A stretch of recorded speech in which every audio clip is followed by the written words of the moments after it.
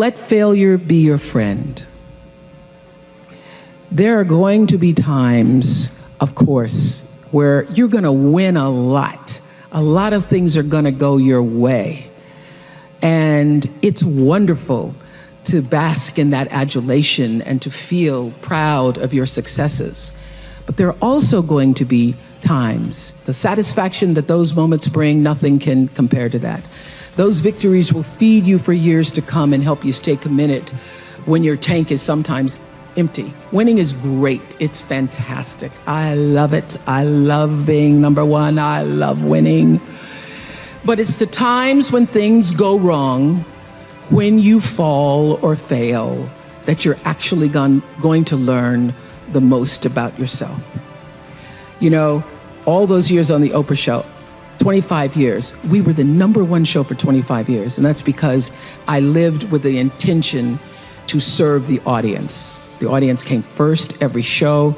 I would sit with the producers and say, well, I can't do that because I can't find the truth of myself in that show. I have to have a thread of truth to be able to hold on to. So I knew so well the audience. I felt like I was the audience. The audience was me. And I felt so connected. And then I ended that and started a new network. And I flailed for a while. And I was really upset with myself. But I will tell you that when I was able to shift the paradigm to start to looking at, wow, what I have instead of what I don't have, what I have instead of what I thought I'd lost, I was able to begin to turn things around. But it's those moments of uncertainty. It's the moments where, you know, all of my mistakes show up on the evening news. You can make a mistake. I can tell if I've done something wrong. It's on the CNN crawl. I can read about it. But learning from the moments where things weren't going so great, being able to get still, to connect with that which I know is God, the force, the power greater than myself, and to come back and realize that in order to move forward, you move forward by taking the next right step. You don't have to know everything to do. You don't have to know all the steps to make. Just what is the next right move. It's true, you can't personally stop anybody from walking into a school with an assault rifle, nor can you single-handedly ensure that the rights that your mothers and your grandmothers fought so hard for will be preserved for the daughters that you may someday have. And it'll take more than you alone to pull 40 million Americans out of poverty, but who will you be if you don't care enough to try? And what mountains could we move, I think? What gridlock could we eradicate if we were to join forces and work together in service of something greater than ourselves? You know, my deepest satisfaction and my biggest rewards have come from exactly that. Pick a problem. Any problem, and do something about it, because to somebody who's hurting, something is everything. As you're trying to figure out, what do I do? How should I do it? First of all, I will say this, that when you don't know what to do, my girls have heard this over 100 times. When you don't know what to do, you do nothing. You get still until you do know. Because when you have to ask everybody else, should I do this, should I, and that's whether it's buying a pair of shoes or going with a guy, buying a house, taking a job, should I? When you have to ask everybody else, it means you don't really know the answer fully yourself. So you get still, be still, and know the answer will come. I had a job until I could figure out what it was really, what that gave my life its purpose and meaning. And I'd gotten demoted in my job in Baltimore as an anchor woman because as they hired me and then they decided I was the wrong color and I was the wrong size and I was the wrong, you know, I had lots of problems and they were trying to take me off the air.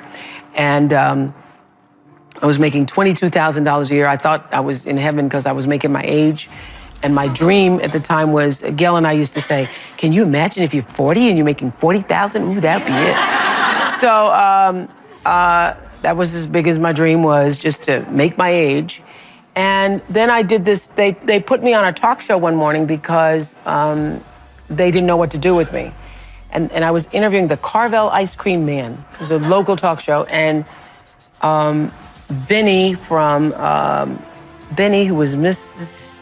Chancellor's butler or something on All My Children. Anyway, a soap opera star who wasn't the lead star. Remember Benny?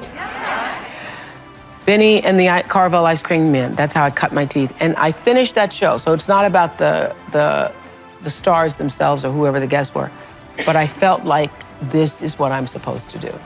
All these years I've been misplaced in news because I couldn't relate to news. I was a news reporter, and I'd be out on the stories, and I'd be crying with the people. And I felt that I was exploiting the people with news. I couldn't, put a microphone in people's face when they were going through tragedies and stuff. I just was so emotional. I was always getting little notes from my boss about, cut that out, you need to stop. So, but the moment I did that talk show, I felt like, oh, I can be myself. And that was August 14th, 1978. And that was the beginning of fulfilling the calling.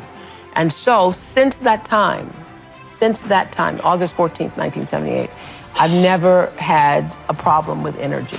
Now, when I was working in news, I used to be exhausted all the time. Just exhausted all the time because I hated it. And the reason I didn't quit is because I'm not a quitter, number one. And because my father was like, better not quit that job. You're making $22,000 a year. Who's going to pay a black woman $22,000 a year? You're never going to make that kind of money again. You better save half of it. So I was reluctant to quit and think about doing something else because I thought, okay, everybody wants to be an anchor woman. At the time, that was like supposedly a big deal, being an anchor woman. So I thought, okay, I won't. I'll just stay with this until I can figure out what is the best thing to do. And interestingly enough, I was applying for what I wanted to do. I felt like I needed to be able to talk. And at the time, the only thing that was available was Good Morning America or the Today Show. So I called up this agent and I asked if he would accept my tape because I wanted to be like a substitute for Bryant Gumbel. And he said to me, there was only going to be one Bryant Gumbel. And so there wasn't going to be another one, that they weren't going to another black person on that show. He said that to me. And interestingly enough, he called me last week because somebody else mentioned his name to say he never said it, but he did say it. And I said to him, you know what? If you're ever told that, you never forget it. If somebody ever says to you, if you're ever rejected in that way, you never, ever, ever forget it. I said, but it's okay. I did okay. You did okay. It's all right. It's all right. But the answer to your question is, if you can find what is your passion, if you find what you love, you never get tired. Or if you do get tired, you're fueled by the energy of your work. So I know that I'm doing exactly what I'm supposed to be doing at this time. I also know that what this show can do in terms of being a voice in changing the world, it's just the beginning of what this show can do. It's fun to do things like this, but and it's necessary to do things like this in order to be able to do the bigger, grander things, to change what happens to the face of children in Africa, for example, or what happens to education with kids in this country. So I believe that that what has happened to me is really the beginning of the greater passion to come. But if you find out what you're supposed to do, and you know what you're supposed to do by how it feels. You know, people wait on the voice of God to be the Moses in the burning bush. I think that was only Bible talk, you know, because he doesn't come to burning bushes for people. He comes through your heart. He speaks through your heart, through your feelings. And so you know if you're doing the right thing, if it feels like it's right to you. And when you hit the thing that feels right, when you know it's the right thing, you know it's right because it gives you your juice, and you know it's right because you would do it for nothing. You would do it for nothing and find a way to be able just to do it in order to be able to continue. That's how you know you're doing what you're supposed to be doing. Empowerment is authority. It is a signed permission slip to actually seize the day. It's the process of getting stronger and more confident and more engaged. And to be empowered is to move through the world without any kind of fear or any kind of apology. And with these gifts comes an even deeper privilege, I believe, and that is the ability to take charge of your own life, to own yourself and claim your rights.